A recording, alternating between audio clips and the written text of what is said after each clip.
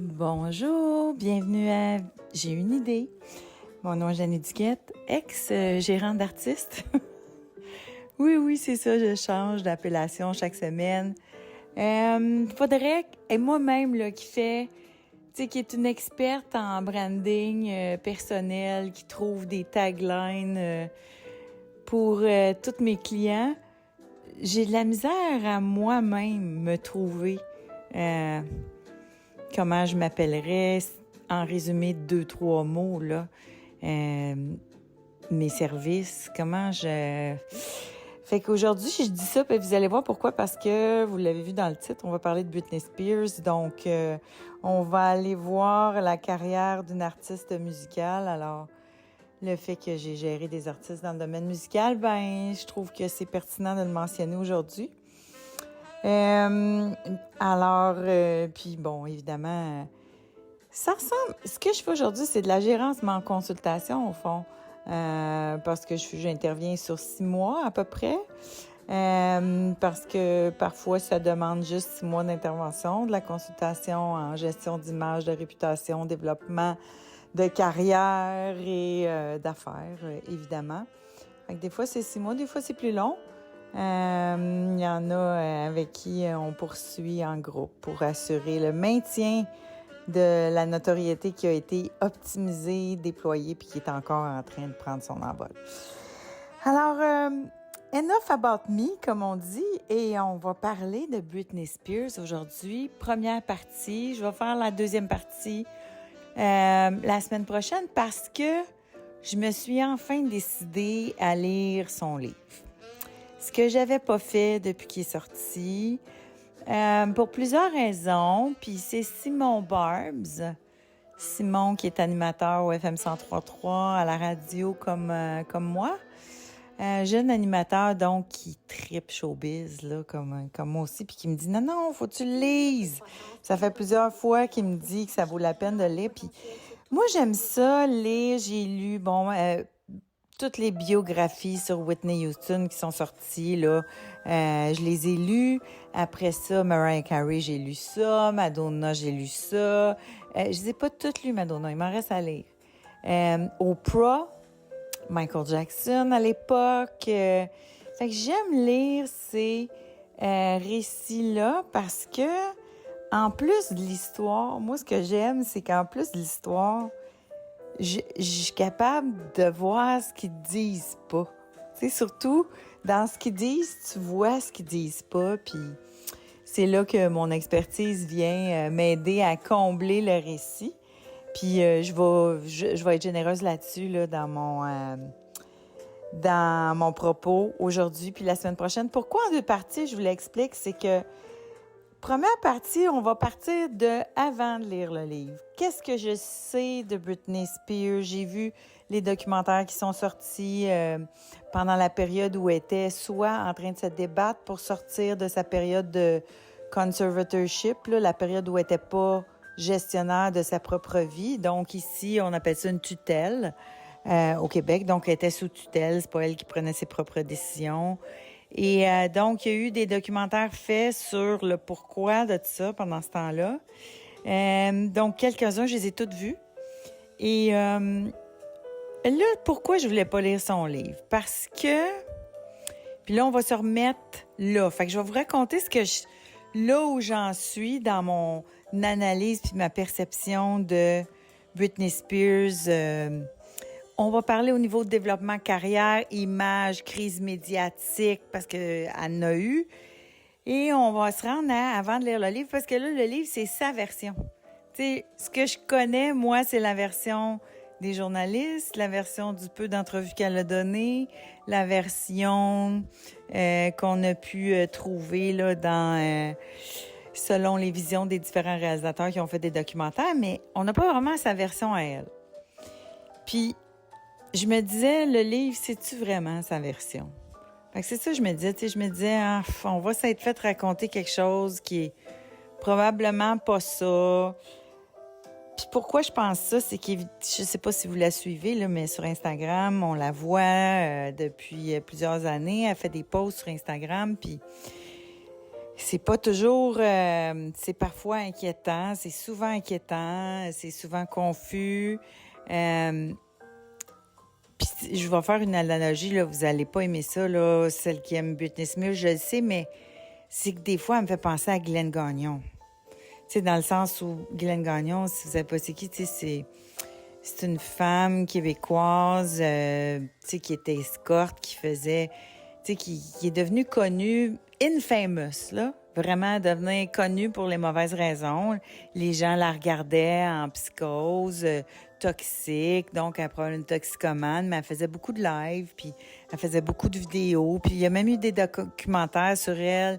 Les gens ont été fascinés par cette femme-là, puis c'est une femme en détresse, là. C'est triste à mort. Je l'ai écouté un des documentaires qu'ils ont fait sur elle pour expliquer sa fascination, mais surtout, tu sais, c'est une fille qui a un problème de dépendance, puis c'est une fille qui est hyper vulnérable, qui est escorte, puis là, tu te dis, my God, qu'il y a des gens qui ont dû profiter, tu sais, de sa vulnérabilité, puis tout ça. Fait que, puis des fois, tu sais, je voyais aller Britney Spears, elle avait pas l'air toute là, elle danse, quand on la voit sur ses réseaux sociaux, elle danse, elle a l'air vulnérable. Dans ce qu'elle dit, c'est pas toujours cohérent.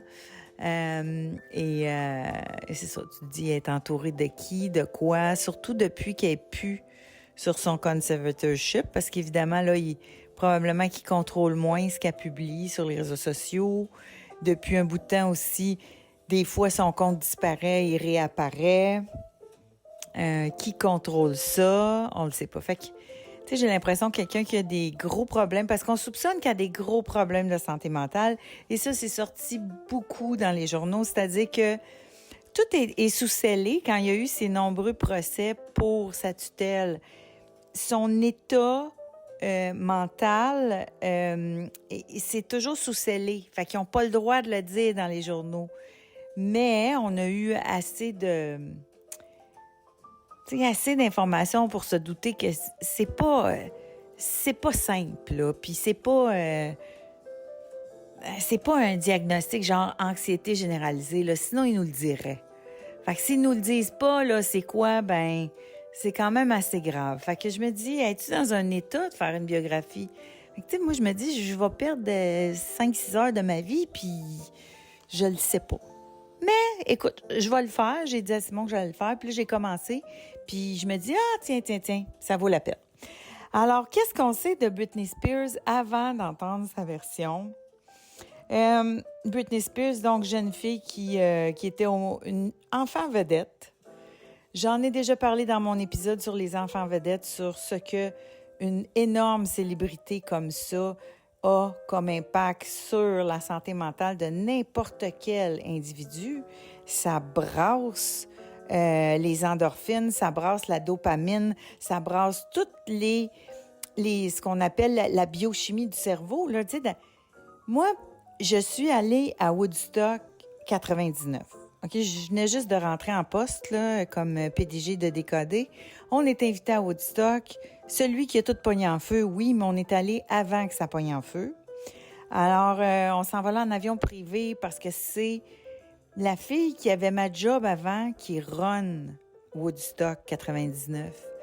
Fait que Donald, moi, il y a Eric Young qui était là, mais Eric Young était déjà sur place. Eric Young qui est entourage maintenant, producteur de Big Brother. Donc, Eric était là-bas, Mike, en tout cas, on est une couple d'employés, on s'en va là-bas en avion avec Donald, puis on est accueillis en roi et tout ça. Et j'ai vécu une expérience extraordinaire, là. Ça vaut un autre épisode de podcast, là. Mais on a eu la chance d'aller écouter des shows sur le stage. Vous allez voir pourquoi je vous compte ça. C'est que c'est la première fois de ma vie que j'avais l'opportunité, puis ça fait pas longtemps que je suis en poste à ce moment-là. Je suis rentrée en mai et on était là le 24 juillet 99. Je vais m'en souvenir parce que c'était ma fête. Fait que 24 juillet 99 et là, on est sur la scène et là, j'ai ma première expérience de foule, mais de vraie foule, là. Je vois un spectacle, on est derrière les artistes, c'est le jour encore, et donc on voit la foule au complet, puis à peu près, je sais pas, il y a 500 000 personnes. Et là, je vois ce foule-là, puis les gens qui crient, qui hurlent, puis qui applaudissent. Et je ressens l'énergie que ça dégage. Et ce qu'un artiste reçoit, là, quand il y a une foule en délire devant lui, là, hey, c'est intense, quelque chose de rare, là. Il n'y a pas grand roche du cerveau plus fort que ça. Puis en plus, quand c'est de l'adoration, puis tout le kit, là, tu te dis, oh my God, que c'est intense. Fait que, juste ça, tu sais, un jeune qui commence à vivre ça. Donc, Britney Spears, elle a 17 ans quand elle break. Elle devient une star internationale quand même assez rapidement parce que sa première chanson qui est sortie est devenue un hit. Elle l'a travaillé longtemps, mais parce qu'elle était dans le Mickey Mouse Club avant. Elle vient d'une famille du sud des États-Unis. Donc, tu sais, dans ce qu'ils disent, là, la région un peu plus redneck, mettons, là. Fait qu'elle a déjà de l'expérience, elle vit de la foule, mais jamais à ce point-là. Donc là, elle devient donc enfant star. Premier vidéo est déguisée, pas déguisée, mais est habillée en écolière, sexy. Et là, avec tout ce qu'on sait aujourd'hui, on se dit, mon Dieu, qu'est-ce qui a pu y arriver à cette jeune fille-là? Qu'est-ce qu'elle a traversé? Mais ce qu'on sait, donc, c'est qu'elle perce.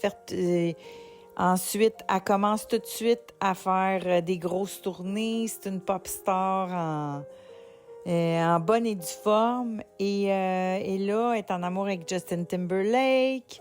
Elle sort avec le lead singer de NSYNC. C'est cute. Ils sont tous les deux des ex du Mickey Mouse Club.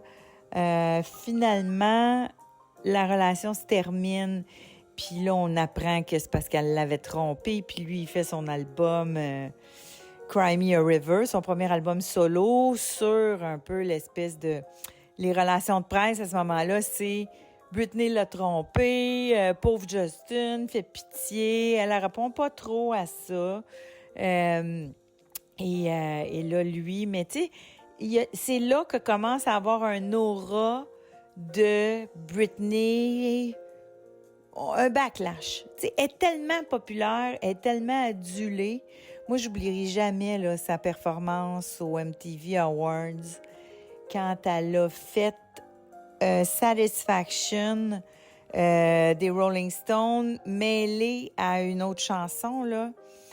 Et là, j'ai vu un talent là, sur scène, là, comme j'ai rarement vu. Là. Tu voyais quelqu'un qui était tombé dans la marmite du talent de performer. Tu sais, performer, c'est-à-dire la présence sur scène. Elle avait l'air tellement sur son X là, que ça avait l'air qu'elle était guidée par quelque chose de plus grand qu'elle. C'était incroyable, cette performance-là. Puis elle s'est vraiment établie là, comme star mondiale lors de cette performance-là. Donc, tu sais, c'est un talent immense, mais justement, ce talent immense-là commence à être très scruté à la loupe. Ah, la poffine, elle a trompé Justin Timberlake. Puis là, oh mon Dieu, là, elle commence à sortir avec Paris Hilton, puis se tenir avec Lindsay Lohan. Alors, oh bon Dieu, la Britney Spears, qui était donc la petite écolière prude, commence à faire le party avec les starlets d'Hollywood, puis c'est sûr qu'elle doit prendre la drogue. Puis là, ça ensuit, là, c'est à peu près à l'époque où Paris Hilton, puis Lindsay Lohan, puis ça, font les choux gras des tabloïds, où là, tous les potins sont sur eux autres, puis là, rajoute Britney Spears à ça, c'est incroyable. C'est là que Perez Hilton est arrivé aussi, qui était un site de potins, nouvelle version. C'est-à-dire que lui, c'était un jeune qui s'est mis à faire du potin. Donc, tu sais, la version des tabloïds, puis sur le web en plus, fait qu'il s'en permettait plus. Et il était sur le cas de Britney. Tu sais, il la suivait, il mettait des photos. Fait qu'elle a commencé à être très suivie par les médias, très scrutée à la loupe. Puis on la sent pas en contrôle. Tu sais, on sent que c'est pas quelqu'un qui a l'air en contrôle de sa carrière. Autant elle a comme du brio sur la scène. À l'extérieur, on ressent une vulnérabilité. Tu sais, c'est le genre... En Europe, on m'avait déjà dit, le succès des chanteuses, c'est directement proportionnel au gars qui couche avec. Ça, c'était vraiment misogyne comme commentaire, mais tu sais, dans le sens où la personne qui est avec la fille, c'est lui qui va décider, tu sais, l'ampleur de sa carrière. Puis souvent, tu sais, est-ce que le gars qui est avec va l'empêcher de briller ou s'il va ça, c'est pas faux, hein? Ou s'il va la propulser, parce qu'il y a des gars qui aiment pas les filles dans la lumière. On en a parlé dans l'épisode de la semaine dernière. Scarlett Johansson a laissé sous-entendre que elle s'est divorcée vite avec Ryan Reynolds parce qu'elle se sentait pas libre de faire sa carrière, là, avec quelqu'un, tu sais, à partir du moment où tu sais, t'es une femme de carrière, pis t'es quelqu'un qui est jaloux, possessif, qui aime pas ça les 5 à 7, qui aime pas ça les sorties, qui aime pas ça tout ce qui est business. Tu sais, là, en tout cas, lisez entre les lignes, là. Mais tout ça pour dire que c'est ça. Fait que Britney Spears, après Justin Timberlake, ça se gâte un peu et dans les médias. Et là, à un moment donné, bon, on sait que les gens, là, la traque, veulent savoir qui qu'elle sort, avec qui qu'elle est. Là, elle a eu une aventure avec Colin Farrell. Après ça, mais là, c'est ça. Là, à un moment donné, elle s'en va à Vegas, elle fait le party. Et elle se réveille un matin, puis elle est mariée avec un gars, un ami d'enfance ou quelqu'un de... C'est ça, qu'elle connaissait quand elle était jeune. Fait que là, mon Dieu, le mariage est annulé après 48 heures. Les gérants en sont mêlés. Et puis c'est ça. Fait que, tu sais, on le voit, là, elle est vulnérable, elle part sur le party, elle se marie. Parce que, pour elle, c'est peut-être sans conséquence, mais si elle se marie avec quelqu'un puis qu'il n'y a pas de prenup, comme on dit, la personne, elle vient de gagner des centaines de millions de dollars, là. Alors, c'est là que tu dis, ces jeunes stars-là qui génèrent énormément d'argent, c'est qui s'occupe de s'assurer que ça va bien autour d'elle? Puis ce qu'on comprend, c'est que au niveau de la famille, encore une fois, ce qu'on lit entre les lignes, c'est que c'est pas fort, tu sais, l'entourage, c'est pas solide. Tu sais, son père était pas dans le portrait pendant des années. Avec sa mère, ça a pas l'air fort. Alors, tu sais, on se demande c'est qui est autour d'elle. Et là, c'est ça. Fait qu'un moment donné, elle tombe en amour avec un danseur professionnel. Et c'est là aussi que ça semble commencer à déraper parce que là, elle se rebelle, parce que là, elle arrête sa tournée, elle arrête ses engagements professionnels. Fait que là, les gens commencent à dire « Oh mon Dieu, ça va pas bien ». Puis là, on apprend que le danseur en question, quand il a commencé à sortir avec elle, il est marié, ou il est peut-être pas marié, mais il a 2 enfants. En fait, il est avec une fille, puis la fille est enceinte. Puis il a un enfant et est enceinte d'un deuxième. Mais pourtant, il est avec Britney Spears. Fait que là, tu te dis, bon, est-ce qu'il a les meilleures intentions, lui, là, tu sais? Alors, ben moi, je me rappelle, à l'époque, je trouvais ça épouvantable, là. Je trouvais que c'était clair que c'était un gars qui profitait de la situation, puis qu'elle, elle devait être en amour, mais vulnérable. Alors, puis, c'est ça. Elle embarque, là, tu sais, dans cette vie-là, avec cette personne-là, avec l'influence que cette personne-là a, ce qui mène à 2 enfants, ce qu'on soupçonne être un postpartum, puis la fameuse scène où elle s'est rasé les cheveux devant les journalistes qui la traquent. Il la traquait depuis quelques semaines, avait mis son enfant sur ses genoux pendant qu'elle conduisait. Ça rappelle un peu Michael Jackson, hein, qui avait pris son bébé puis il l'avait mis dans les airs, là, tu sais. Je pense à l'extérieur d'une fenêtre de chambre d'hôtel à Prague, je pense. Fait que, tu sais, elle fait quelque chose de imprudent avec son enfant. Et là, c'est ça, les tabloïds, tu sais, ça vend du Britney Spears, là. Fait qu'il la traque, puis les photos de Britney Spears en détresse à l'époque, là, ça rapporte des centaines de milliers de dollars à tous les paparazzis qui la suivent, là. Fait qu'elle lâche pas. Fait qu'elle sort pas, puis Puis tout ce qu'elle fait, ça attire l'attention. On se souvient, je vous ai parlé du MTV Awards où elle a fait Satisfaction, mais on se souvient du serpent aussi. On n'oubliera jamais Britney Spears avec le serpent. Puis encore une fois, elle fait le clic puis la nouvelle quand elle fait une chanson avec Madonna puis que là, ils s'embrassent. Puis là, le baiser fait le tour du monde, puis ça fait, écoute, ça nourrit les chroniqueurs show business pendant des semaines et des semaines. Puis le plus drôle, c'est que pendant ce temps-là, tu sais, elle a aussi embrassé Christina Aguilera, mais personne n'en a parlé. Tu sais, il y a une espèce de rivalité entre Christina Aguilera puis Britney qui vient pas de Britney.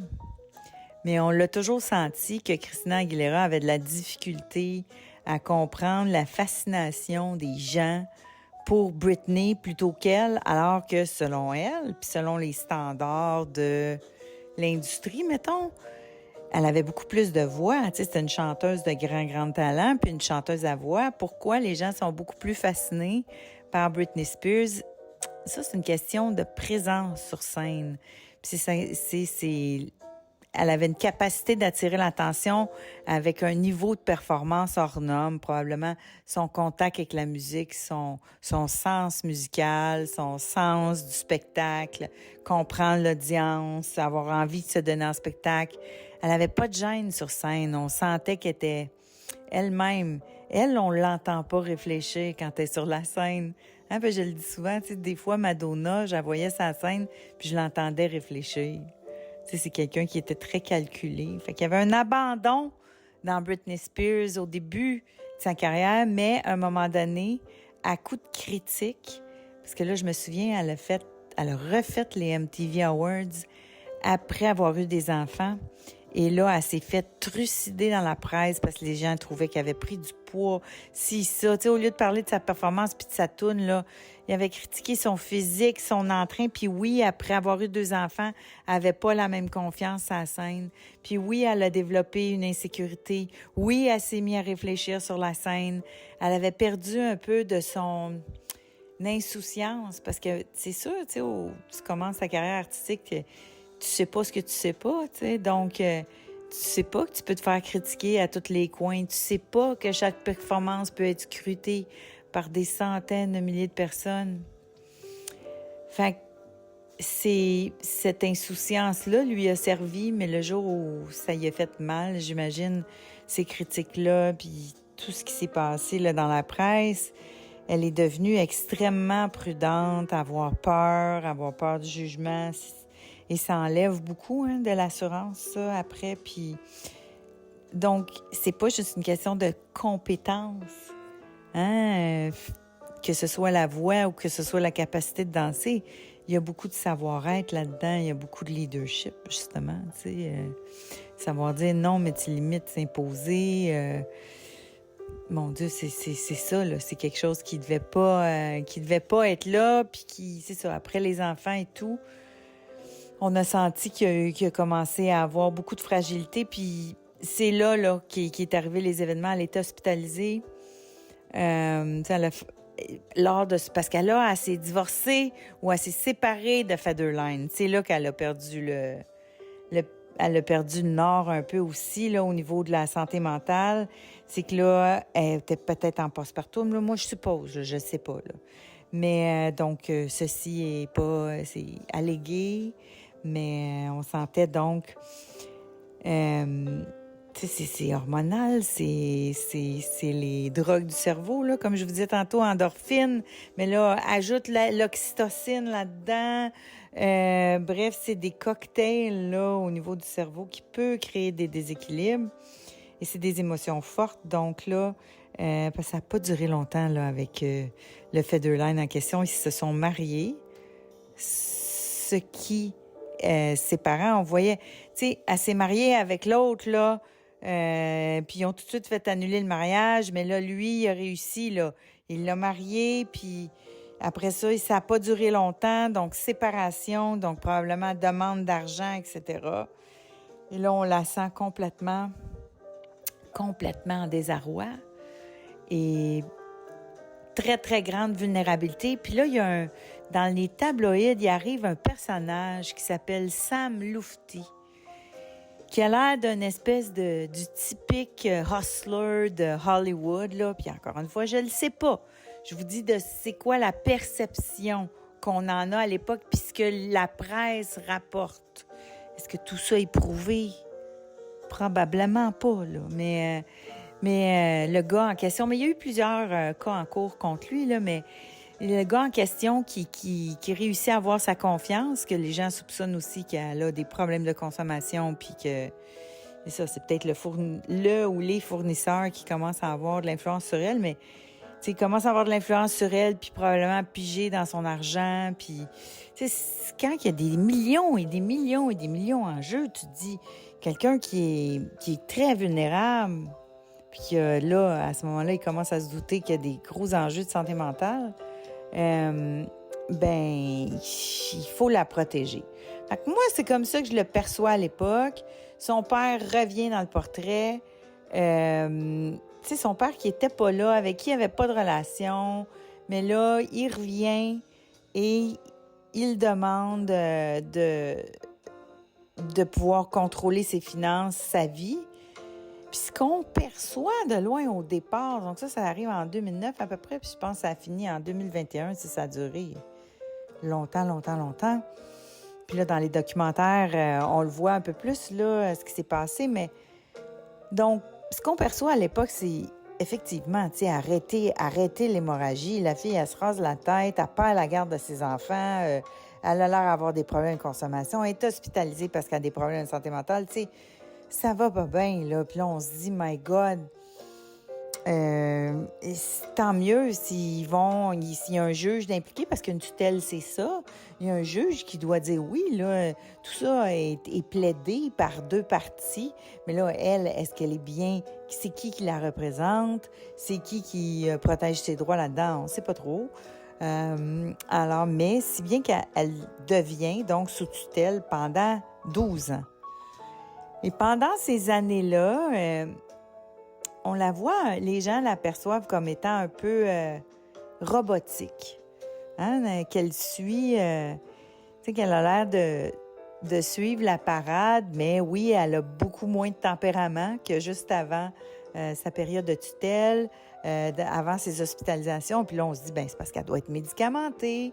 Puis là, les gens disent, peut-être bipolaire. Les artistes, il y a des artistes ultra sensibles qui sont capables de gros high puis de gros down. Puis là, il y en a qui en ont parlé. Fait qu'au niveau du de la biologie du cerveau, biochimie du cerveau, ça s'explique peut-être. Toutes ces grosses émotions-là qu'ils vivent, mais on le sait pas, nous autres, là. Imaginez-vous là, que quelqu'un parle de vous autres en mal puis qui scrute toutes vos affaires. C'est dans la presse internationale. Tu peux même pas t'en aller en Inde, là, en te disant au moins les gens me parleront pas de ça. En Inde, ils vont la reconnaître. Alors, il y a pas, tu t'en sors pas, là. Puis on sait pas ce que ça crée dans un cerveau, ce que ça crée à un humain, ça. Puis surtout quand tu deviens un enfant vedette, t'es pas préparé avant. La vie te prépare pas avant. C'est plus facile d'endurer les critiques quand t'es rendu à un certain niveau de développement de ton cerveau puis dans ta vie, puis que t'as une certaine confiance dans tes acquis, dans ta personnalité. C'est sûr, c'est plus facile si t'as vécu dans un environnement aimant ou qui a renforcé toutes tes compétences, etc. Bon, c'est pas tout le monde qui a vécu là-dedans, mais même à ça, si tu développes une certaine carapace avec le temps, donc si tu deviens connu, mettons, vers 24-25 ans, mais c'est quand même mieux que quelqu'un qui est sur la scène là, dès l'âge de... Dans son cas, je pense que c'est 9 ans là, ou 10 ans. Alors, tout ça pour dire que c'est fou tout ce qu'elle a vécu. Fait que donc, probablement médicamentée, mais elle sort des albums qui sont extrêmement populaires, qui fonctionnent, qui sont des classiques, des grands classiques de la musique pop. Et elle gagne des Grammy, elle gagne des prix. Là, il y a juste l'épisode qu'elle a fait X Factor, là, que je l'ai pas écouté. Je me suis dit, voyons, ça paraît trop qu'elle n'est pas toute là. Ça me mettait mal à l'aise. J'étais comme... C'est ça, j'ai comme l'impression que, c'est comme a shell of herself. Je sais pas comment le dire. Tu sais, c'est comme si elle n'est pas toute là. Puis j'ai comme un... En tout cas, c'est mon instinct de mère, là. Mais bref, c'est ça. Fait que je me dis, c'est quelqu'un probablement qui a été poussé à bout aussi, qui a beaucoup trop travaillé, qu'on a pressé le citron énormément. Tu sais, j'en ai déjà parlé quand je parle de Whitney Houston. Tu sais, il y a beaucoup de stars qui se mettent à prendre de la drogue, pas parce qu'ils ont besoin de prendre de la drogue, c'est qu'ils en prennent parce qu'ils sont plus capables. Ils auraient besoin de dormir, ils auraient besoin de se reposer pendant 4 jours parce qu'ils viennent de faire des tournées puis de voyager des grosses distances. Puis on parlait pas de ça, de santé mentale là, à cette époque-là. Donc, est-ce qu'on peut donner 3 jours de break à l'artiste qui vient de faire plein de shows devant des centaines de milliers de personnes? Il peut-tu prendre quelques jours de repos? Mais non, mais c'est parce que là, ça coûte cher. C'est parce que, mettons, là, que elle est en Finlande, là, avec toute son équipe, là. Puis là, ça coûte... tu sais, 400 000 de chambre d'hôtel à cause que là, tu sais, t'as tous les techniciens, tous les danseurs, toute l'équipe de production, tout le monde, là, est en Finlande. Fait que, elle n'est pas pour se reposer 6 jours en Finlande. Chaque jour coûte 300 000. Fait que c'est sûr qu'ils veulent aligner les shows, tu sais, un show, 2 shows, 3 shows, puis pouf, tu t'en reviens chez vous. Tu peux pas... Tu sais, ce rythme-là qui est plus humain, parfois... monétairement, tu sais, c'est pour ça que le monde pousse. Presse le citron. Tu sais, je vous dis pas qu'ils n'ont pas des... Tu sais, c'est pas toujours, tu sais, de l'argent. Oui, tu sais, dans le sens où c'est plus payant de faire plus de shows, mais c'est aussi que si tu laisses 6 jours de break entre chaque show, ben là, ce sera plus rentable. Parce que l'argent que ça va t'avoir coûté de garder tout ce monde-là dans le même territoire, avec tout ce que ça entraîne, ben tu vas perdre le profit de ton spectacle. Fait que, tu sais, c'est pas toujours les méchants producteurs qui prennent des raisons. Fait que, tu sais, moi, vu que je connais l'autre côté, j'en profite pour vous le dire, mais...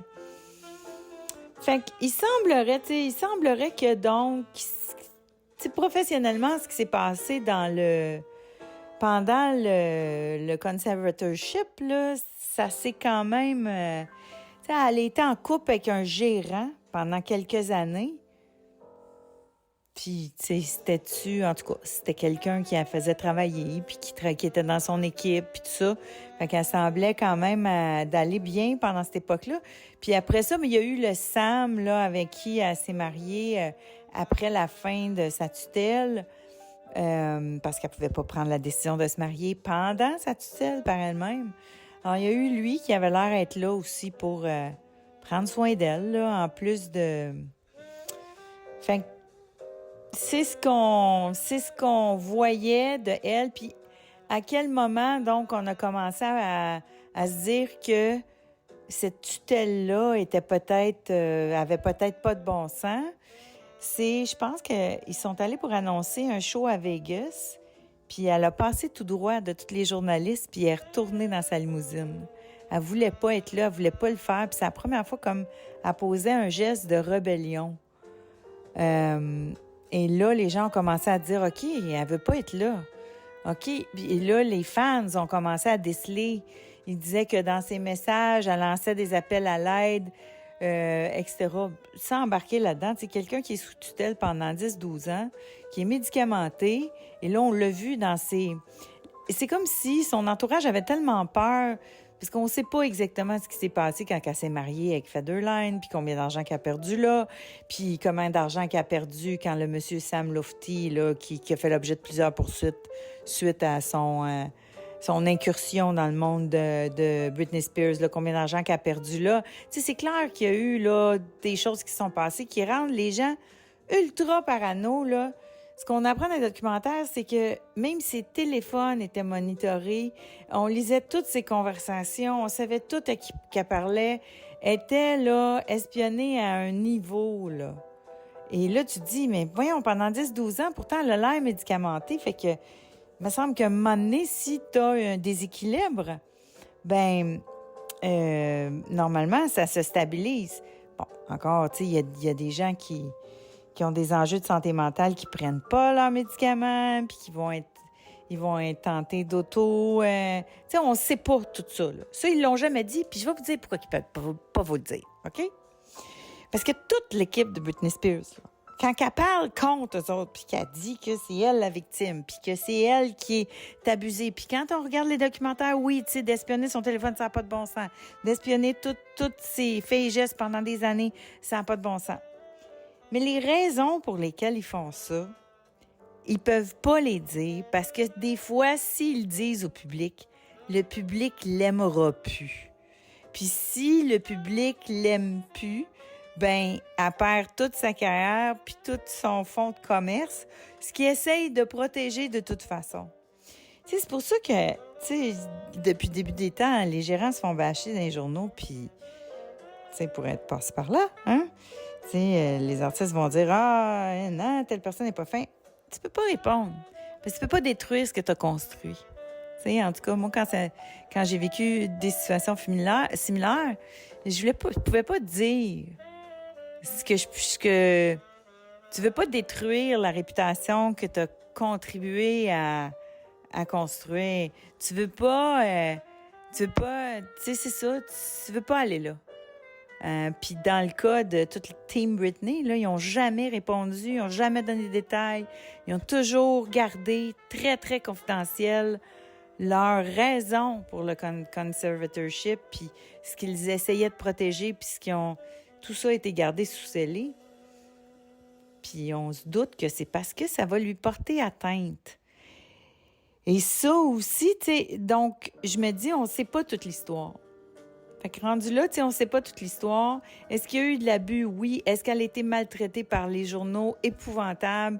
Est-ce qu'on y a causé énormément de tort du fait qu'elle est une femme? Mais est-ce que Justin Timberlake, il était temps qu'il ait son dû quand c'est sorti, il y a quelques... Tu sais, quand le livre est sorti, là, ça, moi, j'ai pas lu le livre, mais j'ai vu. Tu sais, une des premières choses qui est ressortie de ça, c'est à quel point Timberlake avait utilisé Britney Spears pour lancer sa carrière solo en voulant jouer le beau rôle, comme quoi c'est elle qui l'avait trompé, alors que lui, il l'a trompé à tour de bras. Donc, et ça, elle s'est jamais défendue, elle l'a jamais dit. En plus, donc lui, tu sais, il avait le rôle du gars misogyne qui se sort d'une situation. En même temps, là, ça a ramené sur la sellette l'événement avec Janet Jackson, quand lui, là, tu sais, il avait dévoilé son sein en plein Super Bowl et que c'est elle qui avait subi les foudres du public et des journalistes pour ça, alors que lui, il était autant dans cette mise en scène-là que elle, mais lui en était sorti sans trop d'esclaboussure, mais aussi il n'avait pas pris la défense de Janet. Alors là, backlash énorme contre Justin Timberlake quand le livre de Britney sort, dans lequel elle dit aussi, ça c'est ce que je sais aussi, j'ai l'impression, je me disais, je vais-tu apprendre quelque chose en lisant ce livre-là, parce que on a su aussi qu'elle raconte dans le livre qu'elle a eu un avortement suite à une grossesse avec Justin. Il voulait pas le bébé. Elle le voulait. Ça lui a fait de la peine. Elle a eu une énorme peine d'amour dans ce temps-là. Puis alors qu'elle est en pleine peine d'amour, ben lui, il sort son album dans lequel c'est elle la méchante. Fait que, disons que depuis ça, Justin n'est pas beaucoup dans les grâces du public. Fait que il y a eu beaucoup de backlash. Fait que c'est là où j'en suis avec l'histoire de Britney. Donc autant avant que pendant sa tutelle, elle a une œuvre pop énorme. Et on est en train aussi de découvrir à quel point là, certains de ses albums étaient des chefs-d'œuvre de la pop. Elle a fait des choses avant-gardistes. Alors, c'est ça. Moi, ce que je me demande, c'est, elle a-tu contribué à ça ou Britney, c'est juste quelqu'un qui disait oui à tout parce qu'elle n'a pas pu prendre sa place, elle n'était pas assez équipée, assez entourée, elle n'a pas été assez formée, éduquée pour apprendre à mettre ses limites. Puis quelqu'un qui va sans cesse à l'encontre de ses limites va finir par faire des dépressions profondes, va finir par... Imaginez, là, si tu vas toujours contre ou plus loin que ce que tu es capable d'aller, ben forcément, à un moment donné, ton corps te lâche, là. Et dans son cas, ça semble être son corps et son mental. Alors, c'est comme... c'est ça. Fait que, est-ce que il y a de la grande virtuosité dans son histoire. Il y a des choix incroyables, des bons choix qui sont peut-être les siens, mais qu'il y a peut-être d'autres mondes aussi. Que cette histoire-là, selon moi, est pas toute blanche, toute noire. Il y a beaucoup de zones grises un peu partout. Est-ce que le livre va m'en apprendre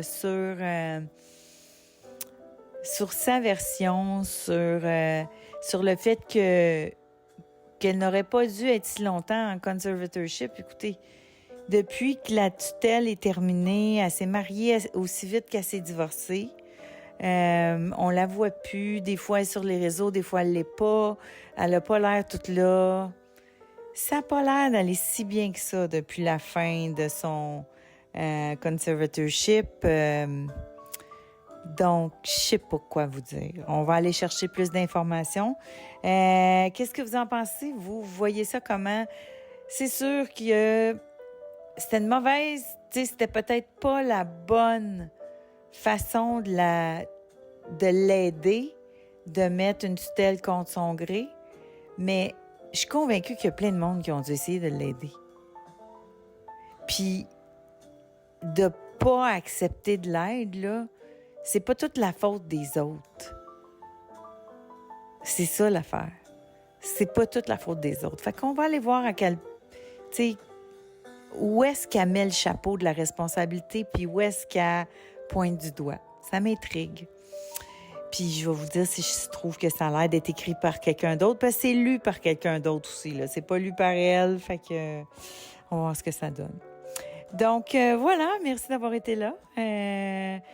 Je suis toujours marraine d'une belle campagne qui s'appelle Croire en elles, justement, pour aider des femmes à s'entreprendre, pour aider des femmes à se construire, les compétences en savoir-faire et en savoir-être pour pouvoir avoir une carrière ou une entreprise florissante. La Fondation Lise Wattier aide des femmes qui en ont besoin depuis plusieurs années et moi, je me suis engagée à ramasser 5 000 $ pour aider des femmes à être accompagnées par la Fondation Lise Wattier afin justement d'aller s'outiller.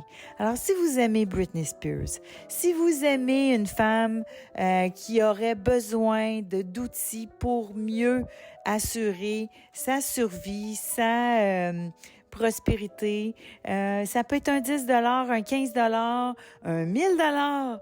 Mais si vous avez envie de contribuer, si l'histoire que je viens de vous raconter vous a touché, si vous avez passé un bon moment à ma compagnie, une bonne façon de me remercier, c'est d'aller aider la Fondation Lise Wattier. Vous contribuez directement à impacter la vie d'une femme qui va avoir les outils, elle, pour pas finir en tutelle comme Britney Spears. Merci beaucoup.